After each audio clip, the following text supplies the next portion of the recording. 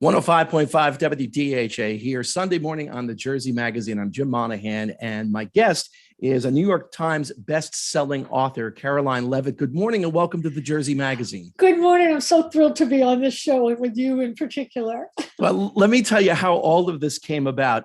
Though I do not know your husband, rock writer Jeff Tamarkin, and I'm sure DHA listeners know who he is because he's written for so many different magazines and publications and online things, whether it's Classic Rock or Goldmine Magazine. I think he wrote for Crawdaddy, The Aquarian. Yep. So I'm very familiar with Jeff's work, and we follow each other on Facebook.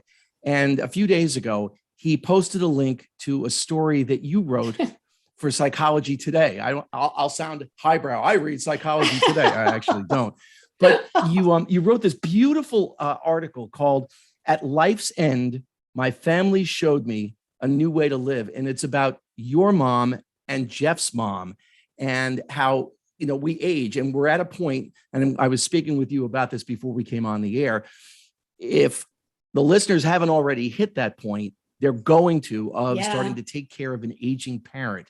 What was that like for you and Jeff? Because you had both your moms at similar ages. It was terrible at first. It was really, really terrible because both my mom and Gert, my mother-in-law, were very resistant to leaving their homes, and they were resistant in different ways. I mean, my mother was almost intolerable when she hit her late 80s because she was like raging and angry, and she was mad about her life, and she felt she had never lived. She had never been in love. Even though she was married to my father for a while, who was a brute. And she was, every time my sister and I would bring up, you really can't stay in this house. We don't want you to drive. She would get furious with us. Jeff's mom was just very different. Jeff's mom would say, "I'm not old." Even though she was in her late 80s, she'd say, "I can manage myself. I'm not going anywhere." And it was resistant. And they were, we didn't want her to drive either. And they were both stuck in the suburbs.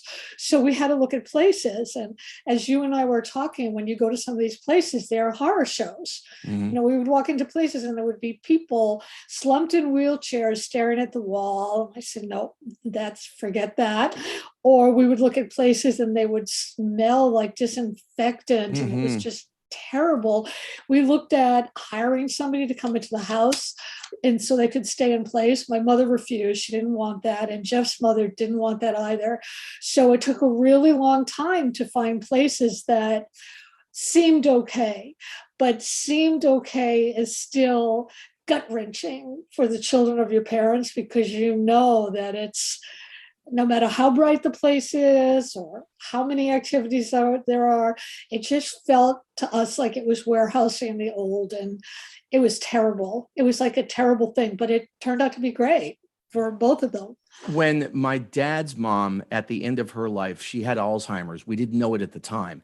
And it was very, very hard to watch that. And she actually lived with us pretty much right up to the end. And my mom was responsible for most of her care. And, you start to think, like, is this going to happen to me? Yes. I know my mom had that thought. Yep. And though she did not have Alzheimer's, it was Parkinson's that eventually took her life. And that's, horrible to watch. It's horrible to watch. An aging parent it's indescribable, Caroline, what you're going through, because not only are you watching the person who was so vibrant, such a part of your life, not only are you watching that decline, but you're thinking in the back of your mind, me too?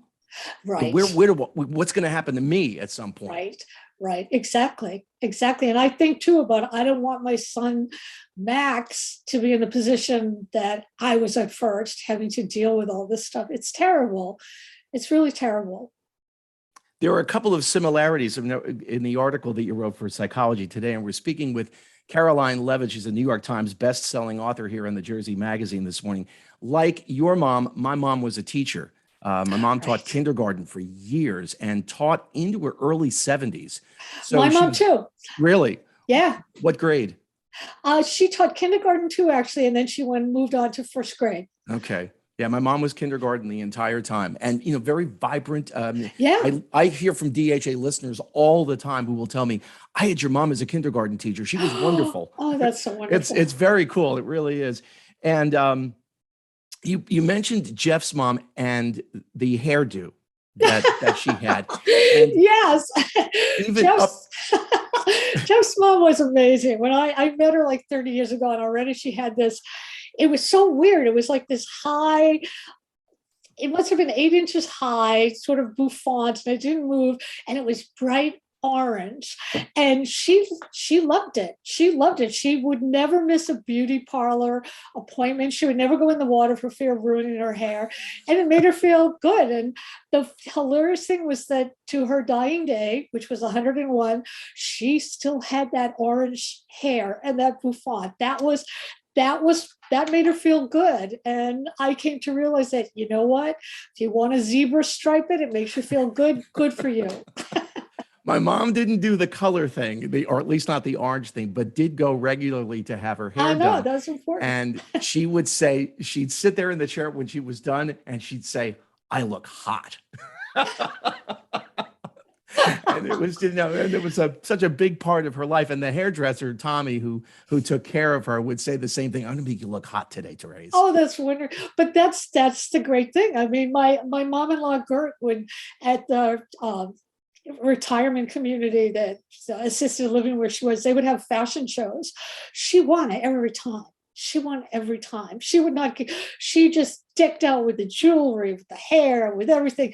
And it was important to her. And I say, good for her. You know what? Good for her. It made her happy.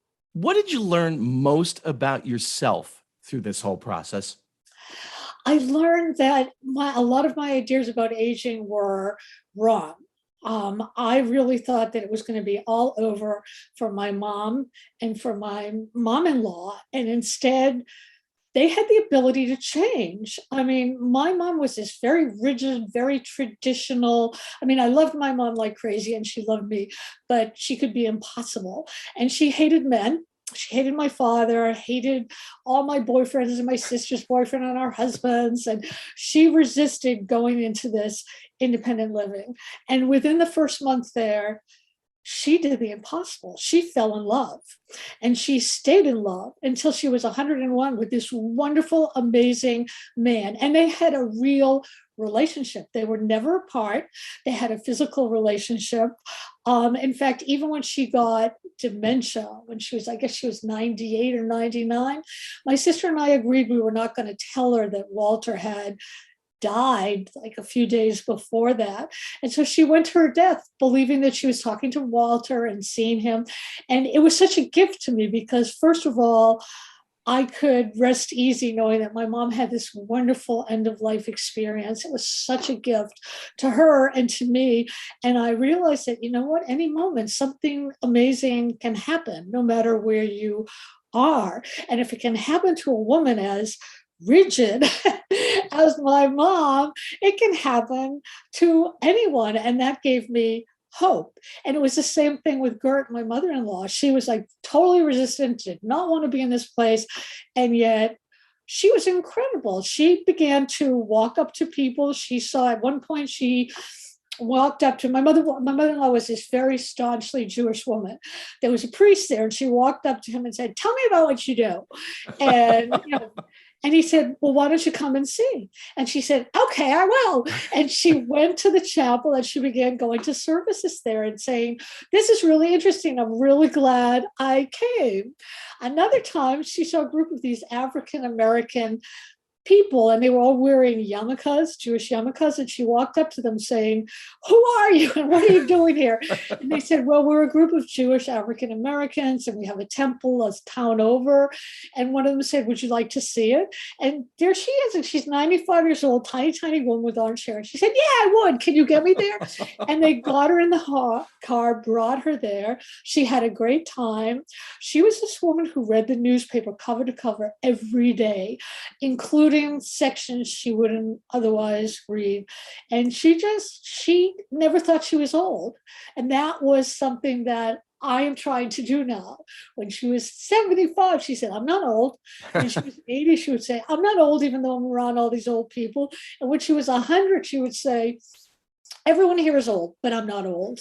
And I thought, that's great. That is like a lesson for all of us. If you think it, you can be it. And she definitely was not old.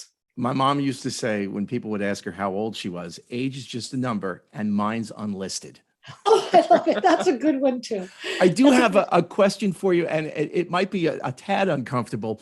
When we're that's okay. young, when we're little, and we first learn about sex, Right. and then we look at our parents and go, Oh, I know. that's what, wait, no, not my mom and dad. Right. You're older, your mom is having a physical relationship late in life. What was that like for you? Oh, I was thrilled. I was thrilled because all the messages I got from my mom when I was growing up was that sex was nasty, sex was dirty. You would be a fallen woman if you had it. And my mother always told me, well, men need it, but women don't. And I thought, okay, you can think that. She didn't like to see any physical touching between my husband and I. She would say, why do you have to touch each other? Why do you have to kiss? All this kind of stuff. So when I went to visit, and she and Walter would be sitting on the couch holding hands, and she would kiss him, or they would, be waking up in the morning. I was just delighted. And I asked her about it, and she said, that's none of your business. And I said, okay, that's fine. But I thought, this is great. That means like it doesn't end. It doesn't have to end. Now, as that happened with her, how did her attitude towards you and Jeff change? Then she was so wrapped up in him that everything was making her happy now. She used to always criticize us, and now she didn't. Now she was sort of happy to see us, and she liked affection. Sometimes she would say, oh, that's what Walter and I do, what you're doing. And I'd say, like, good, you should do more of it. And she said, I know, I don't care who sees us. I'm just going to kiss them. I said, great, that's good. Caroline Leavitt's my guest this morning here at 105.5 WDHA. A recent article that appeared in Psychology Today, At Life's End, my family showed me a new way to live. If you could leave WDHA listeners with one thought as we all journey down the path of caring for an aging parent, what would that be, Caroline? If the first thing would be you are who you think you are. Age indeed is just a number. You don't have to think you're old. And also the most important thing is that you never know what's going to happen. There's incredible things that can happen. Both my mom and my mom-in-law, they just had a wonderful end of life experience. And I'm determined that I want that for myself and for everyone I know too. And you can. I'm going to make sure that I post a link to the Psychology Today article on our WDHA webpage.